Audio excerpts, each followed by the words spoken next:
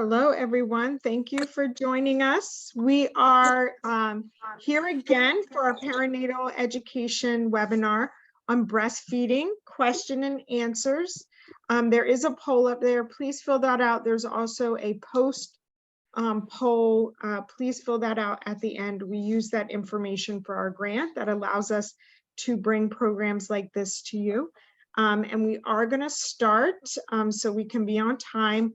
We're recording this so that others, if they can't make it for whatever reason, can still watch it afterwards. So just want to say welcome. We will be doing a drawing for a $20 e-gift card for our participants tonight. So I can't wait to see your faces and hear your comments and read them if you would like to put them in the chat. Are we ready to go? My doulas? Hi. Yes, I'm all ready over here. Shamir, you ready? Yeah, I'm here. Hey, everybody. Hi. Hi. All right. Well, the floor is Crystal, yours. I haven't seen you in so long. My nose is probably huge, you know. I got the pregnant face.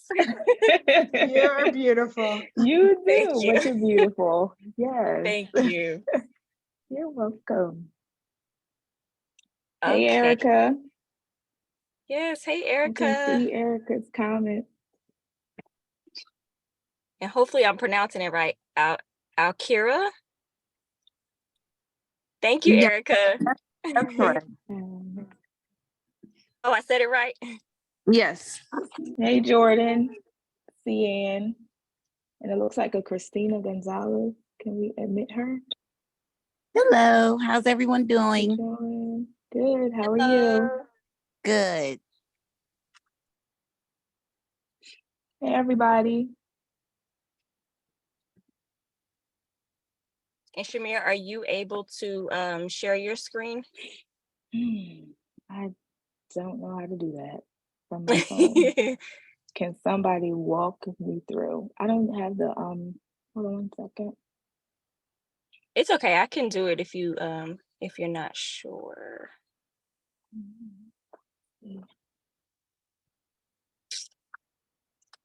Okay, can you get it?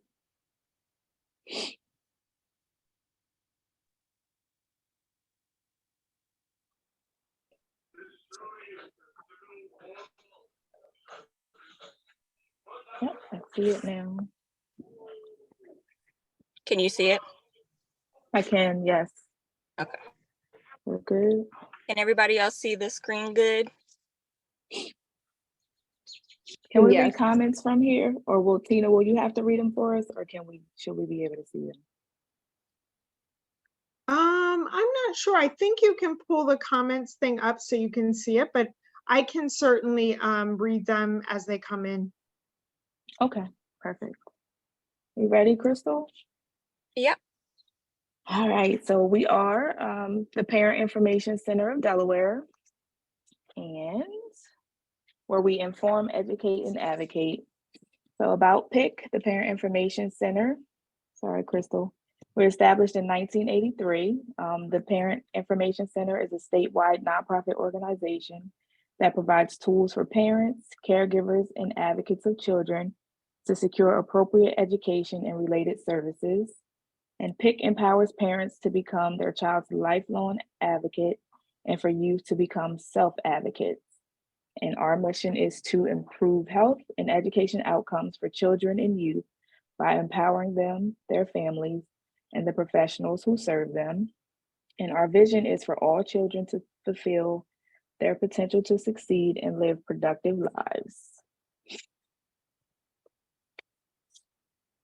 And our support and services that we offer are one-on-one consultations, learning opportunities, online resources, outreach, systems advocacy, and doulas, of course.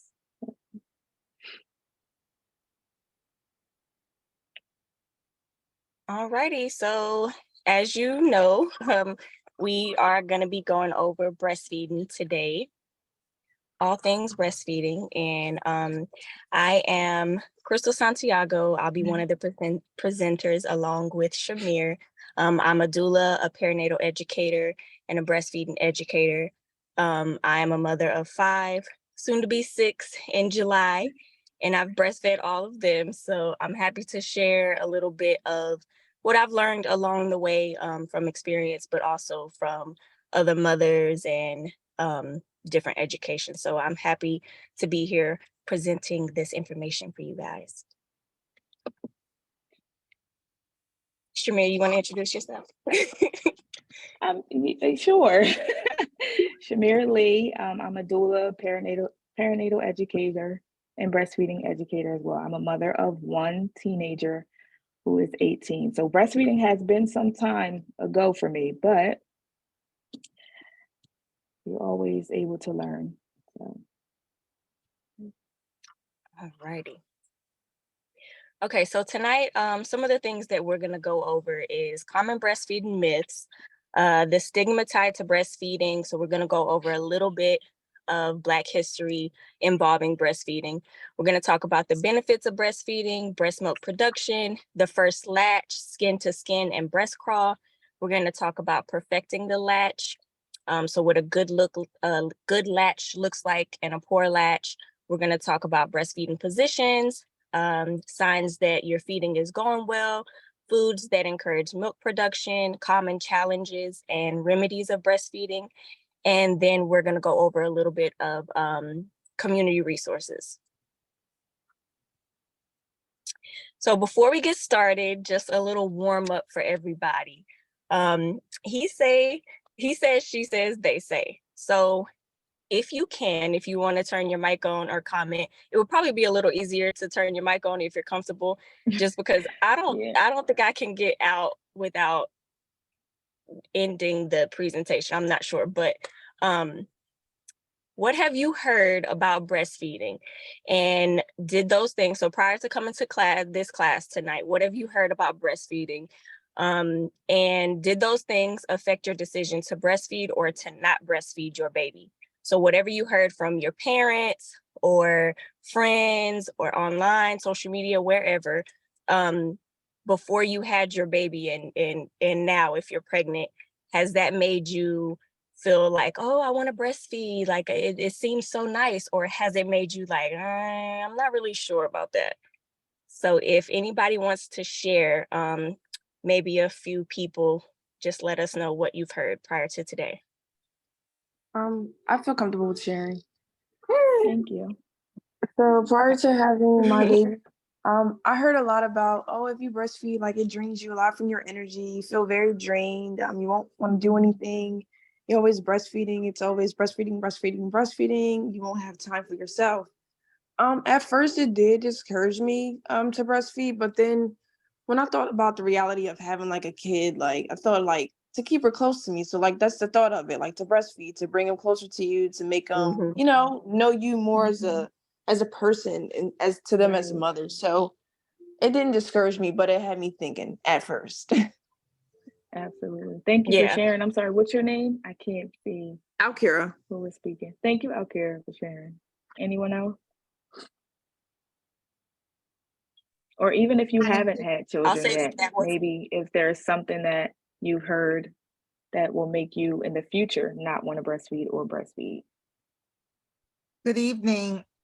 I breastfed all 3 of my children, and that was a long time ago. They're all grown now. And I thoroughly enjoyed it. I didn't have a lot of support from my family because none of my sisters, they breastfed for, I think maybe a couple of months, but I breastfed mine for as long as they wanted to.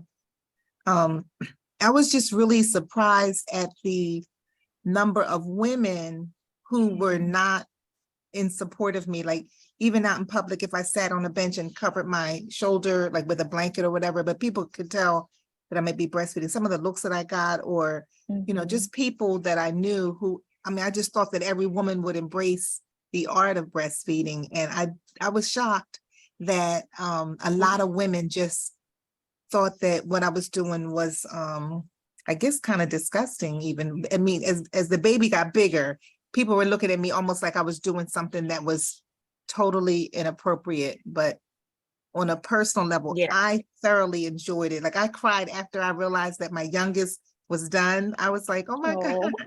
So I just want to put that out there because I in my mind, in my wildest dreams, I never thought that I'd get that it wouldn't be warm and welcoming for other women to, you know, just to eat, to see that and support it.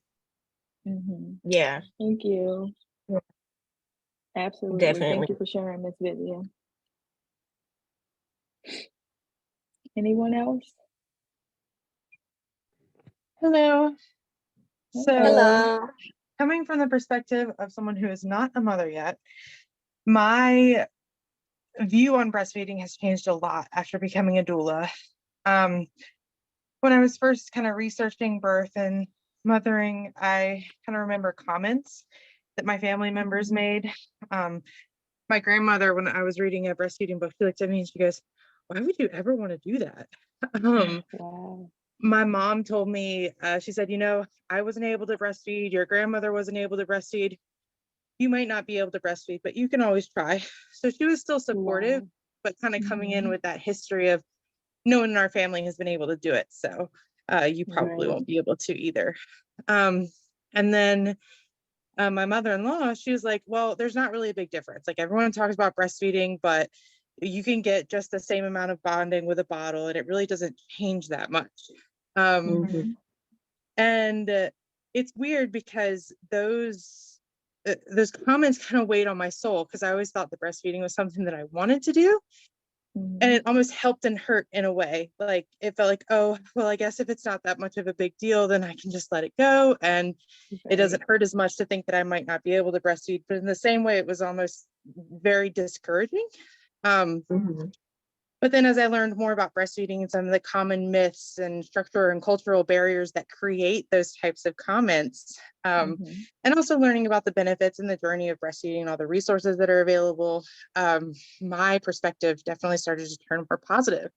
And also being surrounded by a community of women who've breastfed their babies, who are currently breastfeeding their babies, and just seeing that work in real life definitely had a major impact on me. And it's really cool because I've seen my family members' perspective change too, as I've become more educated and been able to have those conversations with them instead of just blindly accepting their comments. I like that. Yeah. Thank you so much, Jordan. Yeah, thank you, Jordan. I want to piggyback off of that. The last thing that you said, I think that's the important part is we hear a lot of things, you know, either before we start the journey or during the journey of breastfeeding. But sometimes, you know, it's like when you know better, you do better. And sometimes, you know, the youth will educate the, you know, the older generation. And so with you, like you said, with you becoming a doula and being more educated on breastfeeding and things like that, sometimes, you know, that's our role. Like our mothers and grandmothers may have not have, you know, been supportive because they didn't know how to be, you know, they weren't informed and educated on it. And so that's our job as we get more educated to share that information, you know, to them and our families and the women around us, so that it's like, this may be what you heard, but here's the information. And then, you know, you kind of change people's perspective on the whole breastfeeding journey. So I like that. Thank you for sharing, Jordan. Absolutely. Thank you, everyone who shared.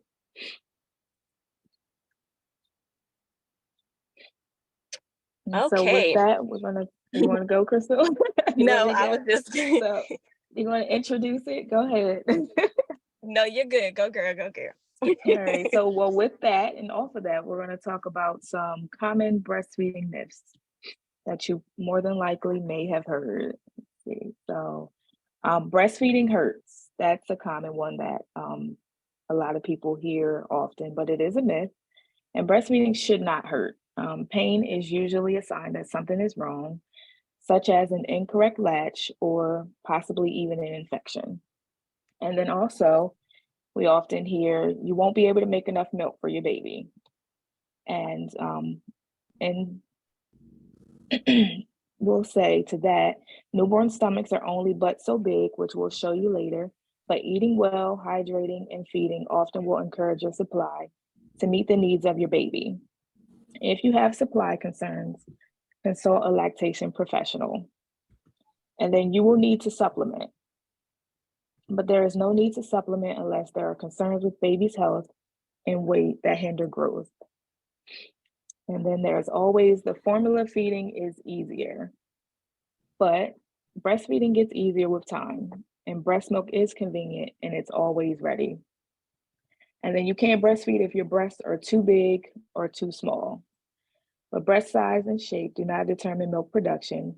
However, a history of breast surgery, such as a reduction, may actually cause a lower milk production. And then breastfeeding will spoil your baby.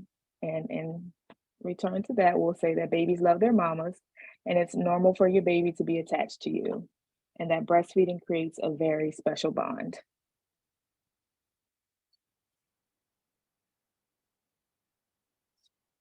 Okay, so we're gonna get into a little bit of breastfeeding history and the stigma for women of color. So some of the he say, she say that was mentioned comes from history, from past generations that have been, passed down to us and things like that. So we're gonna get into a little bit of that. So despite the well-known benefits of breastfeeding, Black women are still more likely to bottle feed their babies than other races. This is partly due to racial disparity, lack of support, and historical trauma faced by African American women. So whether we all, women of color and all women really, but particularly women of color today, what we're talking about, there's like a historical trauma in almost every one of us that's been passed down generation after generation. We may not always notice it, and it may not be with breastfeeding, and may be with other things, but usually there's something there that has been passed down and we're dealing with the trauma and we may not even be aware of it. So as far as breastfeeding, one of the traumas that a lot of us deal with is from slavery.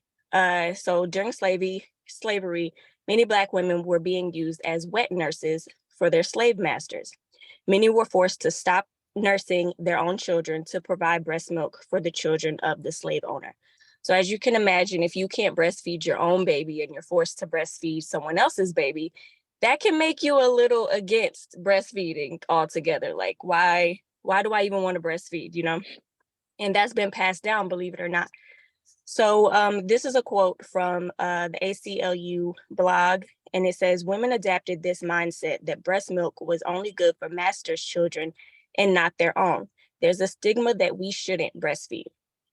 So you'll find a lot of times that, a lot of our mothers or grandmothers, aunties, different, people, they'll, like some of you mentioned with what you've heard, they'll give a negative view on it. Even if they haven't necessarily breastfed themselves, they'll give you like advice, but it's coming from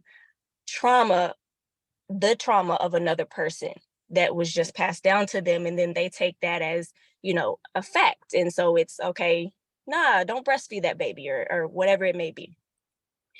And this is a quote from, hopefully I'm saying her name right, Devane Johnson, that she collected from one of her focus groups. And she says, "There were some older Black women who wanted to disassociate themselves from the past, from slavery and the wet nursing, the image of a mammy when people would say that." So a lot of our ancestors have wanted to completely block that out because of the trauma that it caused them over time. And so when, say you went through that and then you have a child that wants to breastfeed and you have that trauma that you're carrying along, it could be easy for you to, or that person to give advice of breastfeeding, and not so in a negative way, in a negative light, like don't do that, don't breastfeed. So it's just important for us to understand where some of the advice and things like that come from, so that we can make decisions for ourselves, because we're all healing from something, every color, every race, we're all healing from something, but your ancestors' trauma doesn't have to be your trauma, and their realities don't have to be your realities. So the advice that you get from your grandmothers and your moms who don't necessarily agree with breastfeeding, understand that it may be coming from a place of love, but also a place of trauma. And again, their trauma isn't your trauma. So we can heal from that, and we can break free of that and make decisions that are best for our children. So because of this historical trauma, breastfeeding has been looked at in a negative way by women of color. Even when a new mom wishes to breastfeed, she is sometimes pressured not to by other Black female family members. So just keep that in mind, and share it with other expecting mothers as well, if you feel like that they're getting information from someone that is not necessarily rooted in fact, but trauma. And this is just a couple of pictures to look at of women of color being forced to breastfeed the babies of their slave masters. And you can see that, they're breastfeeding the slave master's baby, this one on the left, and her baby is sitting on the floor. So I don't know about y'all, but I can only imagine the trauma that comes with that just by seeing that picture. So just keep that in mind.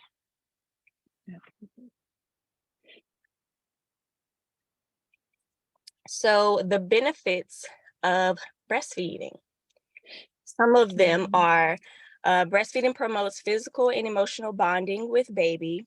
So like the, who was it? Was it, I'm not even gonna try to remember your name. When she I can't said, even help you. I'm sorry. when she said she looked at it as like, no, it's not a burden. I want to be close to my baby, and that's what breastfeeding brings, like just that bonding and that physical and emotional attachment to you and your baby. It's a really bonding experience. Breastfeeding helps with childbirth recovery by producing oxytocin. Oxytocin helps the uterus contract, decrease in size, and reduce the risk of excessive postpartum bleeding. So breastfeeding can help you heal after you have your baby. Breast milk is convenient and free. You don't have to go purchase it. It's right there. Breast milk changes to meet your baby's needs. So you'll find that if your baby is sick, your breast milk changes so that the antibodies and different nutrients and things like that your baby needs, it's adjusting to what they need at that time. Breast milk supports baby's immune system and lowers the risk of certain health conditions such as asthma, SIDS, obesity, and ear infections. Breastfeeding lowers the mother's risk for several diseases and conditions. Breastfeeding burns calories, which can promote faster weight loss. Yeah. So breast milk production. It's important to understand how the breast milk is created and how it makes its way through and all of that in order to understand what your body needs and how to have a good milk production if you want to have a successful Your baby breastfeeding journey. suckles. It stimulates nerve endings in the nipple that tell your pituitary gland to release two hormones, prolactin and oxytocin. Prolactin causes your alveoli to take nutrients from your blood supply and turn them into breast milk. Oxytocin causes muscle contractions that push the milk out of the alveoli and through the milk ducts. The release of the oxytocin hormone while breastfeeding will also cause uterine contractions, which helps your uterus return to its pre-pregnancy size. Both prolactin and oxytocin help the mother form an emotional bond with her baby. Thank you so much for watching. So as you can see, quick. I know, I didn't realize it was going to play as soon as I pushed the play. Like, okay, she cut me off. So as you can see, the two hormones associated with breastfeeding are prolactin and oxytocin. So if you are having a problem with the milk production, you can look into ways to increase those hormones, the prolactin hormones and the oxytocin hormones. All right, so the first latch, skin to skin and breast crawl. Immediately after birth, you should allow yourself and baby to get skin to skin.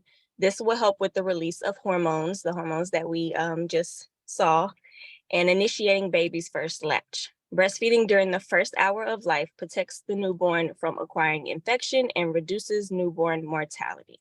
So it's important after you have the baby to get that skin to skin. And you can still, if you plan to have a C-section, you can still get that skin to skin. Just talk to your providers and things and maybe plan it ahead of time, but you could still get that skin to skin with that. So skin to skin will allow your baby to breast crawl. The breast crawl is when your baby naturally attempts to find the breast on its own. Your breast milk smells similar to the amniotic fluid that your baby is used to being around, so it attracts your baby to the nipple. So I've always thought that this was very cool and interesting that babies just naturally know how to get what they need. So we're just gonna watch a video showing how the baby is doing this breast crawl.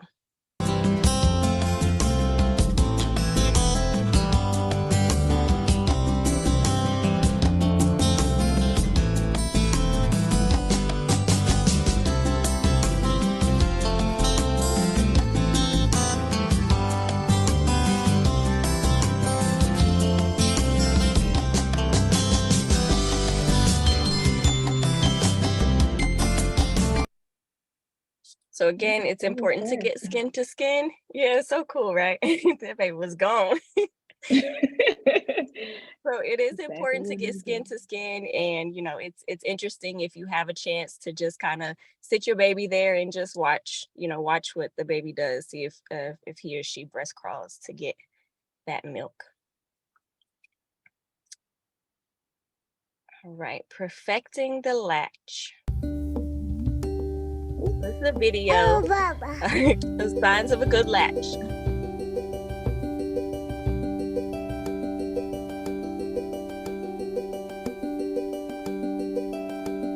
He's got most of the areola as much as he can in his mouth there, and his top lip is flanged and his bottom lip there. He's got a really good grasp.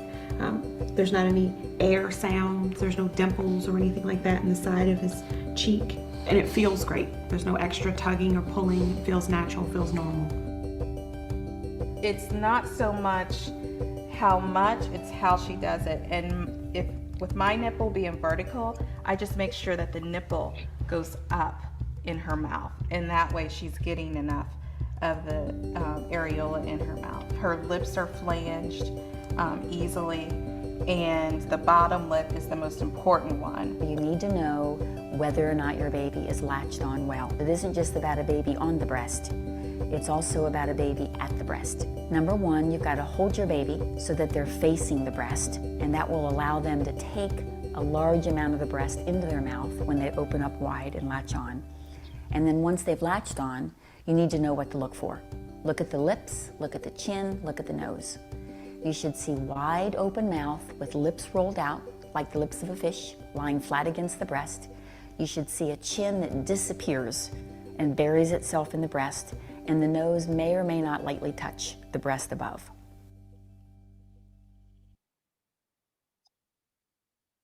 All right, so as mentioned, baby's mouth is open wide like a yawn.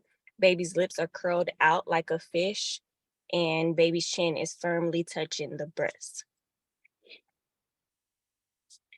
So signs of a poor latch: your baby's mouth is barely open, so you'll get like a pinched look, and you may feel that pinch. Baby's lips are curled in, so like the lips will kind of just be tucked in almost instead of being out like a fish. Baby's chin doesn't touch breast, so it kind of seems like baby is like not attached well, like it's kind of pulling. Nipple looks flat afterwards, so if your nipples look flat, chances are that the baby was pinching your nipple. And the way that the breast production works is if you have a bad latch or a poor latch and your baby is pinching the nipple, I'm not sure if y'all can see me, but if your baby's lips are pinching the nipple, it cuts off the flow of the breast milk. So not only does your baby have a poor latch at that point, but your baby is probably getting frustrated that it's not getting enough milk because it's cutting off that milk flow. So it's important to have a nice wide latch. And if you feel like your latch isn't good and you see that your nipple is flat afterwards, then you know that's one of the signs that you have a poor latch. And a stinging pain. Again, if the baby is pinching and things are just not going well, if the latch is poor, then it will be painful. And as Shamir mentioned earlier, it should not be painful.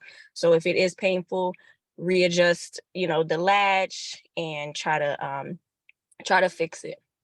And if you see signs of a poor latch, that says match, pull your baby from the breast and try again. A poor latch can result in sore or cracked nipples, pain, and reduced milk flow.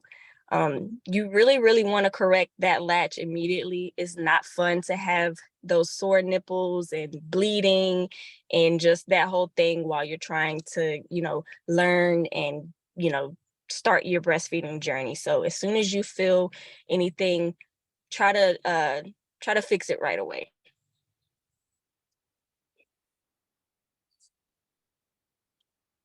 Breastfeeding position. We have a video for this, right? I believe so, yeah.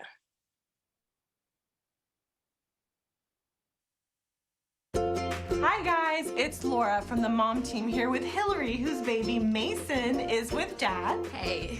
And today we're going to go over how to master a few different breastfeeding positions.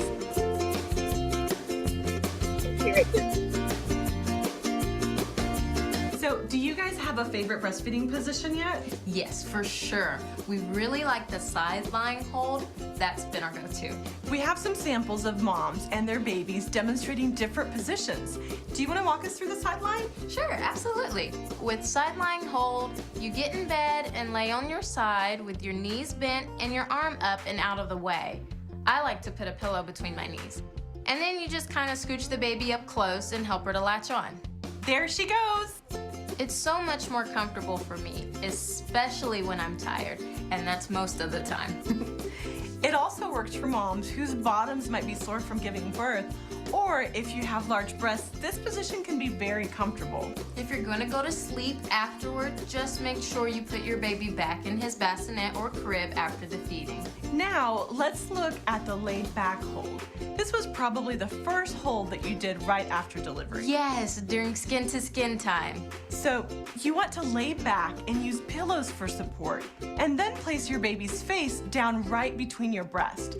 Your baby will likely search for the breast and kind of nuzzle and might even crawl right up and attach. You can help if you want.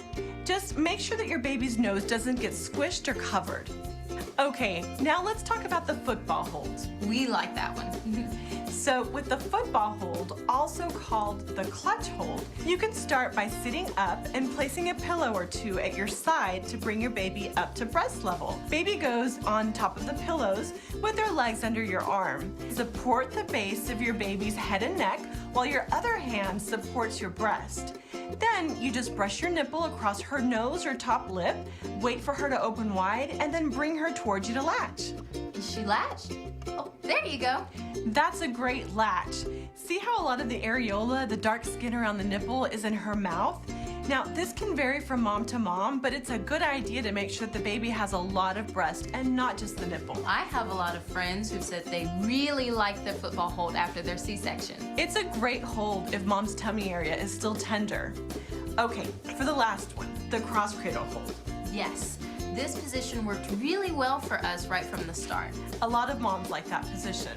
Basically, you place a pillow in your lap, put baby on the pillows facing you, tummy to tummy with you, with baby's nose across from your nipple. Support baby's head by bringing your arm across her body and place your hand at the base of her head. Support your breast with your other hand, keeping your fingers away from the dark skin around the nipple. Brush your nipple across the baby's nose, wait for a wide open mouth, and then bring your baby toward the breast. That one was my favorite at first.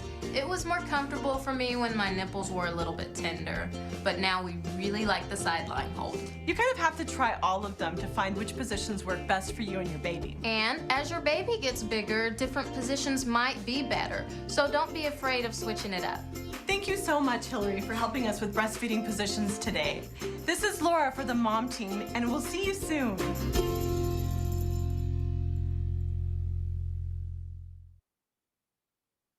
Very informative video. So some signs that feeding is going well. That's what we'll talk about next. And I like visuals, so found a couple of pictures. So breast milk is produced naturally and it's made to order for your baby. And breast milk provides the specific nutrients your baby needs to grow in size and maturity. So there's 3 stages of breast milk. So breast milk will start out in liquid gold, as we commonly refer to it, or colostrum. And it's usually produced like prior to birth, up to about 4 days. It's yellow in color and it's highly concentrated with nutrients. It's also high in protein, vitamins, and immunoglobulins, which are antibodies produced or that produce immunity from mom to baby. And then the second stage is transitional milk. It's less yellow, the color becomes lighter, and it's high in fat, lactose, vitamins, and it's more calories than colostrum. And then it moves to the third stage, which becomes mature milk. And the color may also vary, but it's more milk-like in color. And it's 90% water to keep the infant hydrated, and about 10% carbs, which includes proteins, fat, which is needed for the growth and energy of the baby. And then down at the bottom, there's a picture or visual of newborn stomach size based upon the age of the baby. So as you can see, from day 1 to 1 month, we move from the size of a cherry, so about a walnut, to the size of an apricot, and then up to a large egg. And I like seeing a visual of the actual stomach size in relation to the amount of milk that's needed for the baby's stomach size, because it can be very discouraging, you know, in the hospitals when you get those little bottles with the nipple on it and they're full to the top and you think your baby's supposed to drink all of it. Or if you notice that your baby isn't drinking all of it, you get discouraged and think your baby is not getting enough milk. So it's definitely helpful to see an actual visual of how much your baby actually needs in relation to how old they are. That way you don't feel like my baby's just not getting enough, because I still have all of this milk left. So, and then the next one is another visual that I really, really like. It tells you in relation to baby's age and again to the stomach size, which can kind of be in relation to telling you like how many feeds per day based on your baby's age you should be feeding. But you should do at least 8 feeds per day, every 1 to 3 hours. And your baby should be sucking strongly, slowly, and steadily, and swallowing often. And then you also just want to make sure that you're feeding for about 10 to 45 minutes each day or each feeding. And you don't want to rush. You want to take your time, bond with your baby. And again, in relation to the stomach size. And then the best way to know that breastfeeding is going well is to also just monitor output. So what goes in must also come out. So in relation to how old your baby is, you can see on the chart here how many wet diapers they should be having. And then also output, meaning stools. And then the stool's color will change as your baby gets older. It'll move from like a dark green or blackish color, tar almost consistency, to brown, green, or yellow. And then it'll eventually move as your baby gets older to that yellow, seedy consistency. So this kind of shows you the number of diapers per the age of the baby. And then it's also normal that your babies will lose an average of 7 to 10% of their birth weight within the first few days after birth. But babies should be increasing their weight as they get a little older. And that's a good indicator also that breastfeeding is going well. And then at the bottom, it tells you about growth spurts. That's also something to look out for, because babies often experience a sudden burst in growth, which means they will be wanting to feed more frequently. And it doesn't mean that your baby is still hungry or not getting enough. Baby is just growing. Shamir, I like this graphic. Can you share that, where you got that from? I will have to find where I got it from, but I have like a printout of it, so I will let you know where I got it from. Definitely.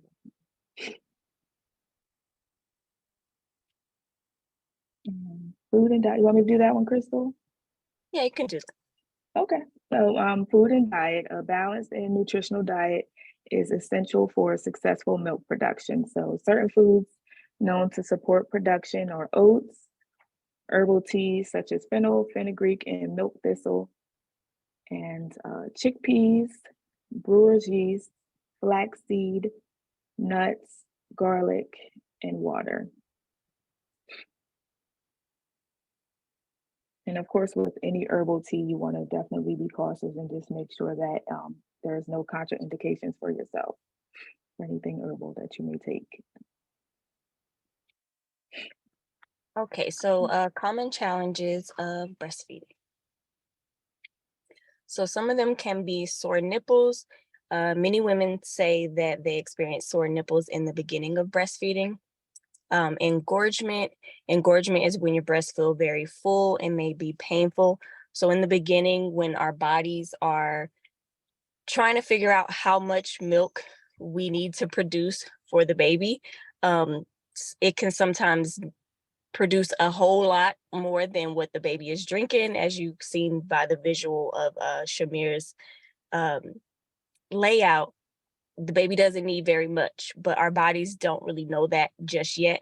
And so it can take some time for our bodies to get used to the demand of the baby. And that can sometimes result in engorgement, which can be painful. Clogs or plugged duct. A plugged duct feels like a tender and sore lump in the breast, and it's caused by a milk duct that does not drain properly. So it's important to make sure that your baby is feeding and empties each breast before moving to the next, so that you don't have to worry about anything getting clogged.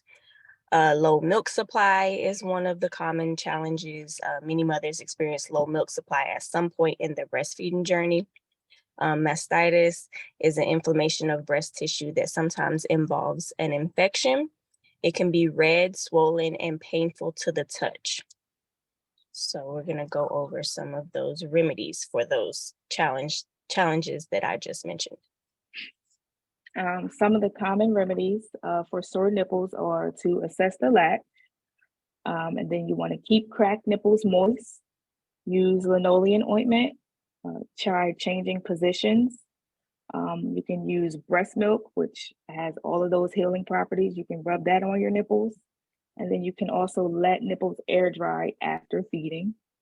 And for engorgement, breastfeed often, especially on the engorged side. You want to keep milk moving. You have to get milk out, bring milk in, but you can also massage your breast, hand express to soften your breast, and use a warm compress or shower. And then for clogged or plugged duct, you want to breastfeed on the side of clogged duct every 2 hours. You can massage the area or apply a warm compress. And then for low milk supply, again, you want to assess the latch, because latch can be the reason for your low milk supply. And you want to breastfeed often on demand and offer both breasts when feeding, not just one side. You definitely want to rotate or just move one baby for after a period of time to the other breast as well. And then avoid giving cereal or formula. Just keep breastfeeding. And then for mastitis, you can apply ice, breastfeed often, rest. You may need to contact your healthcare professional because sometimes antibiotics and pain reliever may be needed.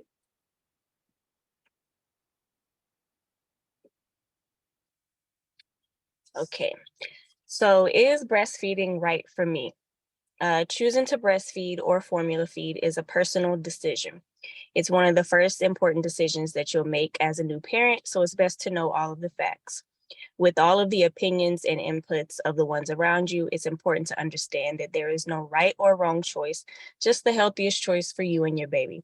So again, back to what we were saying as far as stigma and advice that you get, different things like that. Accept those things, take those things in, gain all the information and knowledge that you can. But understand that at the end of the day, it is your decision whether you want to breastfeed or bottle feed, give formula, however you wish to do it. It is your decision, and there is no wrong decision. You make the choices for your baby, and that's that. So keep that in mind whenever you're making the decision, whether or not you want to breastfeed or not.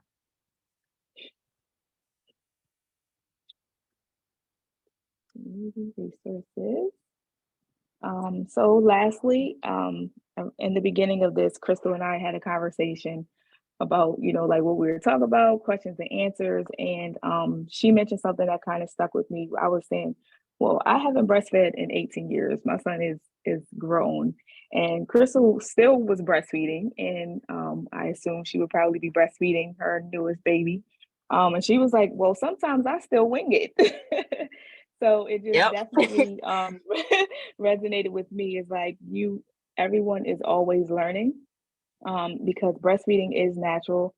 However, it doesn't always come naturally to everyone, and that's perfectly okay. So if you would like to breastfeed and it's not coming so naturally, it's perfectly fine. And you can definitely enlist the help of breastfeeding professionals to support a successful breastfeeding journey. And some professionals are listed here in our list of resources for you. Any questions, comments? We appreciate it all. Thank you guys for joining us. Yes, I'm sure it was kind of a lot of information, but hopefully it helped a little bit in your decision and your journey to breastfeed. And like Shamir mentioned, I just wanted to add that each baby is different also. So even if you had one baby that, breastfeeding went horrible, or you felt that breastfeeding went horrible, that, that doesn't mean that the next baby is going to be horrible, and vice versa. They may have went really smooth the first time, and then now you're having complications and you're like, what is going on? It's just not working. Sometimes, things just happen, and babies are different and different circumstances and things like that. So it's important to keep that in mind and just keep pushing if you do desire to breastfeed. We have some comments.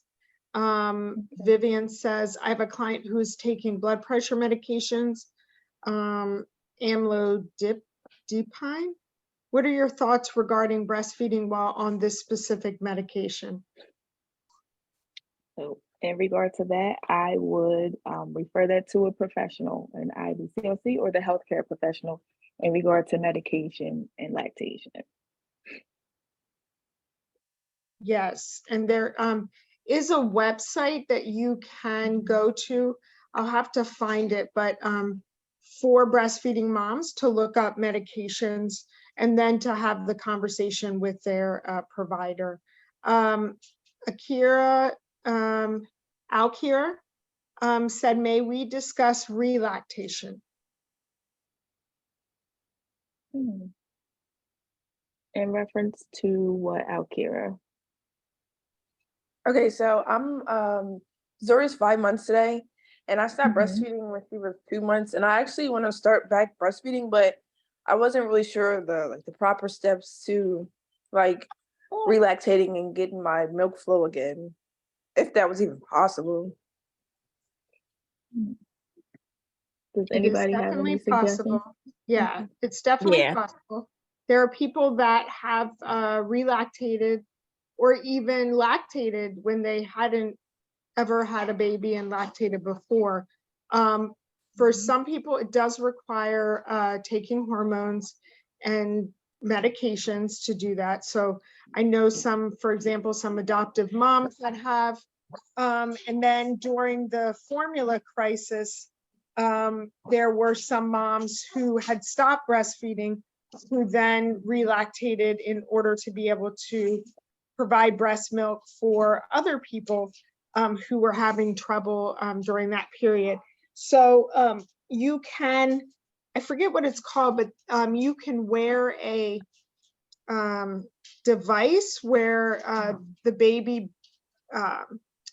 breastfeeds on your nipple, but they have like a little tube that is next to the nipple so that it provides the stimulation to your nipple, but they're also getting sustenance. And in conjunction with medication, supplemental nursing system. Thank you, Jordan. So so they're also getting sustenance, but you're also getting that. And then for some people, they do that with medication in order to start lactating, but it's definitely possible. It just might require a visit to your doctor, some medication, a visit to a IBCLC to talk about what that would look like in your case. Thank you, Tina.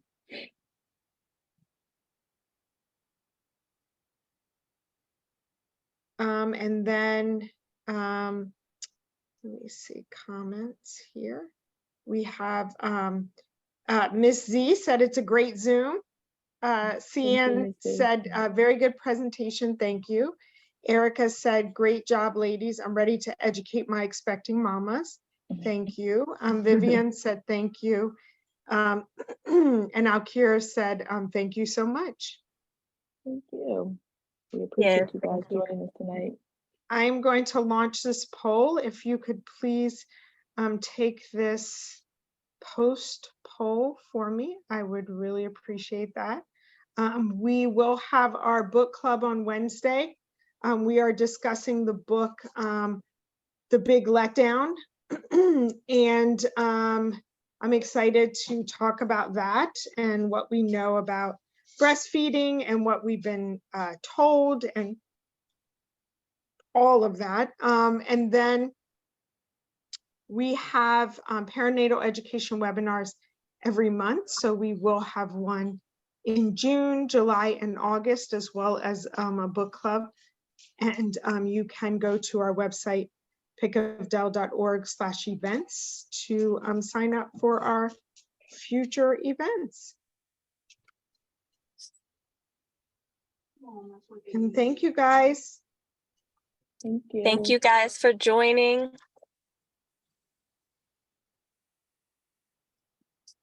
Alrighty. Thank you. Have a good night, everyone. Thank you. Bye, guys. Have a good evening.